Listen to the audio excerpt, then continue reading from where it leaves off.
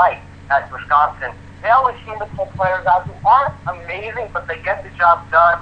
Daniel Bryan is just the opposite. He can't do anything on the field. He can't run. He can't pass. He gets nervous in the pocket. Stavi, he holds his ground well in the pocket, and he takes care of the football. It looks much like a much younger version of what Scott Folzine was a few years back. So I think it should be Stavi personally. I bet they will go with Daniel Bryan because he was such a high recruit. So that's what I think on that matter. And, I mean, it's not like we're talking about Wisconsin playing, any great teams here. I mean, Oregon State and Utah State are good teams, but they're not great teams. They got taken to the brink, like I said, by Northern Iowa and Utah State. Were barely able to squeeze out wins at home against them. Lost at Oregon State. So certainly this team is going to need to pick it up. A lot of people in the preseason thought so highly of Danny O'Brien and, of course, Moneyball returning that, they thought this team was well on to its third straight Big Ten championship game and potentially their third straight Rose Bowl. So definitely a big let-up in Madison, Wisconsin, and definitely not some happy fans over at Camp Randall Stadium. We'll switch gears real quick. We'll go to the NFL. We'll go over the scores, and then I'm going to ask you your opinion on a couple of games. I'll ask you about the Giants, Tom Coughlin getting mad at the Buccaneers head coach, and then we'll wrap it up here on Chris's Corner. Real quick, we're going to go over the final scores. Bills beat the Chiefs 35-17 in the Battle of Ohio. The Bengals beat the Browns 34-27. Andrew Luck got his first victory for the Colts 23-20 over the Vikings. The Oakland Raiders look awful as they lost to the Dolphins 35-13. Reggie Bush torched them on the ground today. He ran for 172 yards and 2 touchdowns. The Cardinals with a huge upset over the New England Patriots at New England 20-18. Kevin Cobb was the starter in that game for Arizona.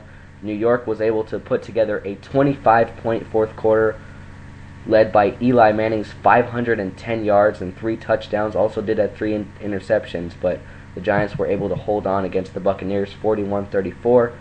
The Eagles for the second straight week with a 1-point win, this time over the Ravens 24-23. Michael Vick once again with a few interceptions, and the Philadelphia Eagles turned the ball over 4 times. New Orleans Saints just look absolutely lost out on the football field. They lost to Cam Newton and the Panthers 35-27 today. They're off to an 0-2 start. The Texans look very good as they beat the Jaguars and Blaine Gabbert, who only threw for 53 yards today, 27-7.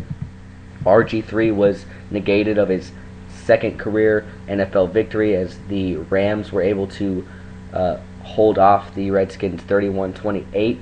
And how about Russell Wilson, speaking of Wisconsin, leading the Seahawks to their first victory over the Giants 27-7 at Seattle. The Steelers beat the Jets 27-10.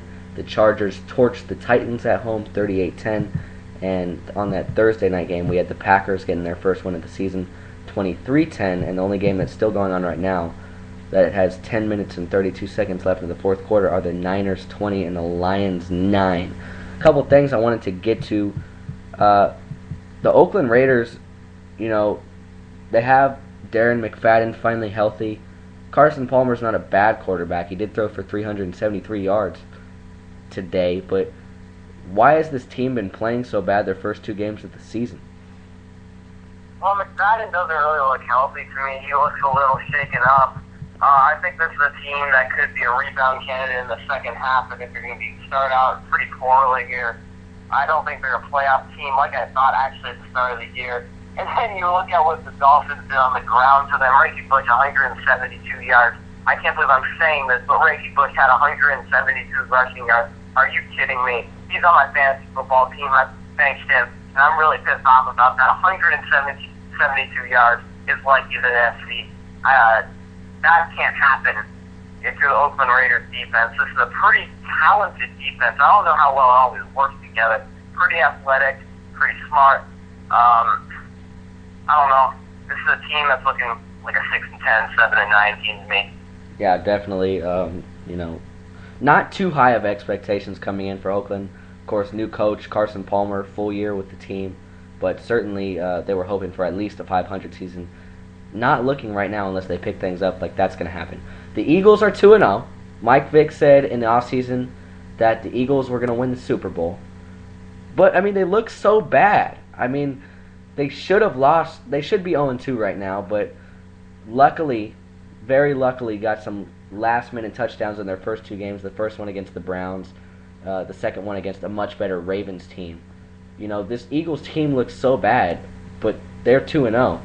How do you like the Eagles' chances going forward this season? Well, when you have Michael Vick, apparently just stuff kind of falls into place. They're very, very, very talented. I don't think I can come up with a team that was more talented. I could have said the same last year. Their defense is much improved. That's the one key from last year. This looks like a defense that is one of the best in the league right now to me. They did struggle to stop Ray Rice today, but who doesn't struggle to stop Ray Rice? Michael Vick is really the only constant concern right now for me. He's turning the ball over like he did in Atlanta, and it's not like his Atlanta team has really ever did that much. That's very true. This Eagles team had sky-high expectations last season, of course, getting Awesome on the defensive end and just adding offensive parts. Obviously, you have, Mike Vick and Deshaun Jackson and LaShawn McCoy. You thought this team was for sure headed to the Super Bowl, at least the playoffs. They didn't even make either last year. So the Eagles looking for a rebound year this season. The New Orleans Saints, I know they're without their head coach, but they're 0-2. Is it time to panic already in New Orleans? I can't really give you a straight answer because I really don't know enough about this team. I watched their first week game. They looked okay. They lost, but they didn't look as bad as everyone thought they did. This week they looked pretty subpar again. Drew Brees does not look as good as normal. His offense does not look as great as they usually do.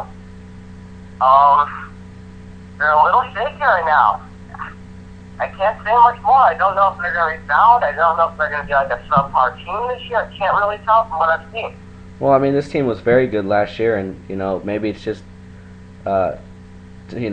beginning of the season struggles, but, you face two quarterbacks that are fresh out of college, and RG3 and this week Cam Newton, and they just kind of made them look silly. Real quick, like I said earlier, the Giants beat the Buccaneers 41-34. After the game was what made the headlines, though. Tom Coughlin got in a heated exchange with Bucs coach Greg Schiano. He's in his first year. He told his players to knock Eli Manning to the ground as the franchise quarterback took a knee on the final play of the game. Coughlin sought out Schiano on the field following the victory, of course, when the two coaches shake hands. We've had one of these instances the last 2 years. We had Josh McDaniels and Todd Haley 2 years ago when Denver played Kansas City have a fuss in the middle of the field after the ball game. Of course, we have the Lions coach and Jim Harbaugh of the San Francisco 49ers have their whole shenanigans going on after the game last year. My question to you is that should coaches stop going to the middle and shaking each other's hands if they don't want to? Obviously it's an NFL tradition. Everybody does it. They even do it in college and in high school. But, it seems to be a problem for some coaches in some situations.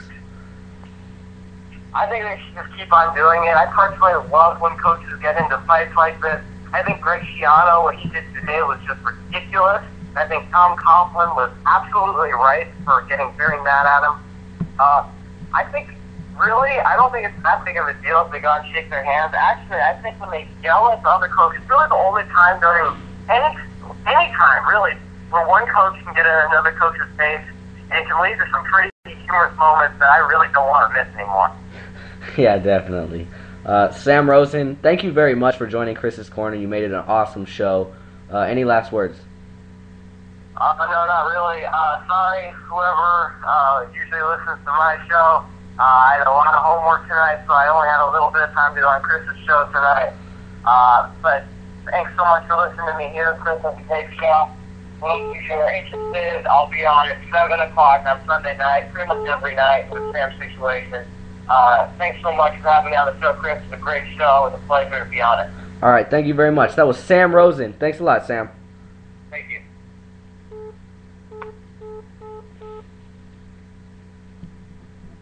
Well, that was Sam Rosen of Sam's Situation. And that is going to wrap up Chris's Corner on this Sunday edition. Thanks for listening. And tune in next week as, you never know what's going to happen. This sports world's crazy. Keep watching football. Keep watching baseball. Monday Night Football tomorrow night, and the stretch run is on. I'm Chris Sylvester, and I'm out. 오빤 강남스타일 강남스타일 낮에는 따사로운 인간적인 여자 커피 한 잔에 여유를 아는 품격 있는 여자 밤이 오면 심장이 뜨거워지는 여자 그런 반전 있는 여자